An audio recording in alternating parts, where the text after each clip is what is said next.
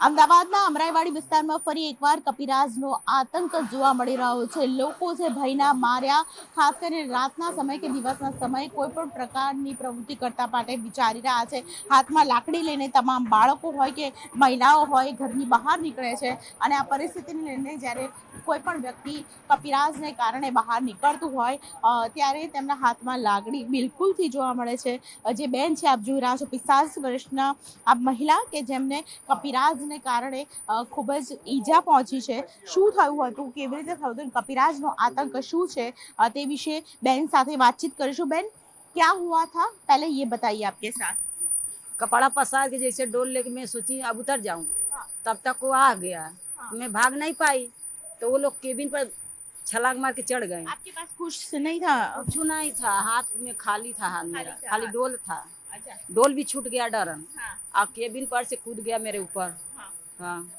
બિલકુલ નાના નાના બાળકો છે, હાથમાં લાકડી અને કોઈ પણ વસ્તુ લઈને ઘરની બહાર નીકળવા મજબૂર બન્યા છે। श्रीनाथनगर વિસ્તારની અંદર આ પ્રકારનો માહોલ જોવા મળી રહ્યો છે। इनके ऊपर जो हमला हुआ वो कौन है और क्या हुआ? वो मेरी मम्मी है। हाँ। मेरी मम्मी के ऊपर बंदर ने हमला किया है। वो कम से कम 3 से 4 इंच काट लिया है, उसके अंदर उंगली भी घुस जाती है और एक में 60 टाका है, एक में 5 टाका आया है। हाँ। तो हम ऐसा चाहते हैं कि वन विभाग वाले हमारी रक्षा करें, कुछ बंदर को पकड़ने का कुछ आइडिया करें। अभी तक उनकी ओर से कोई है नहीं, आते आधे घंटे में चले जाते हैं सर्वे करके। तो उससे कोई हल नहीं हो रहा है। अदरवाइज सब लोग यहाँ पे सदमे में हैं, कोई लोग बाहर नहीं निकलता है, काम पे नहीं जा पा रहे, बच्चे बाहर ही नहीं निकलते, ऐसा है तकलीफ। रात को हम लोग सो नहीं पा रहे हैं। हाँ। तो हमारी रिक्वेस्ट है कि वो वन विभाग वाले कुछ करे उसको पकड़ने के लिए। अच्छा, बिल्कुल। ये जो कपिराज आता है रात के टाइम पे ही आता है? नहीं, रात को नहीं, दिन में आता है। दिन में भी आता वहाँ से और यहाँ जंप मारता है। જમ મારતા હોય તો મોટી મોટી જે બિલ્ડિંગો છે, જે ઘર બનાવ્યા છે તેમાં ખાસ કરીને કપિરાજ છે તે આવે છે। રાતના લોકો ખૂબ જ પરેશાન છે, દિવસના પણ કપિરાજનો જે આતંક જોવા મળ્યો છે ધોળે દિવસે પણ લોકો ડરી રહ્યા છે। वन विभाग के कोई लोग आए या किसी को ये बात पहुंचाई आपने? हमने उनको इन्फॉर्म किया हुआ था, तो उन्होंने बोला हमारी रेस्क्यू टीम अभी वहाँ पर आई हुई है।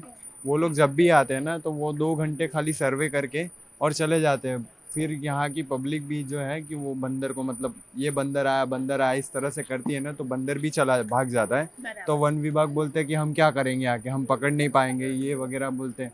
और आते हैं वो सिर्फ 2 घंटे मतलब रेस्क्यू करते हैं और फिर वापस चले जाते हैं। वन विभाग का यही काम रह गया बस। बाकी कोई मतलब कोई टफ नहीं ले रहा है उस चीज़ को। मैंने भी थोड़ा जब मम्मी को मैं बोल के गया कि मम्मी आप बंदर आ रहेगा तो आप लोग थोड़ा ध्यान रखना, तो मैंने भी उतना सीरियसली नहीं लिया। जब मेरी मम्मी को उसने काटा और फिर मैंने जब घाव देखा ना तो फिर उस चीज़ को मैं सीरियस लेने लगा। तो मेरा बस ये कहना है कि थोड़ा इस चीज़ को सीरियस लीजिए कि बच्चे डरे हुए हैं, सहम खाना नहीं खा रहे हैं, स्कूल नहीं जा पा रहेंगे और हम लोग तो दोनों तरफ का दरवाज़ा बंद करके अंदर गर्मी में सो रहेंगे।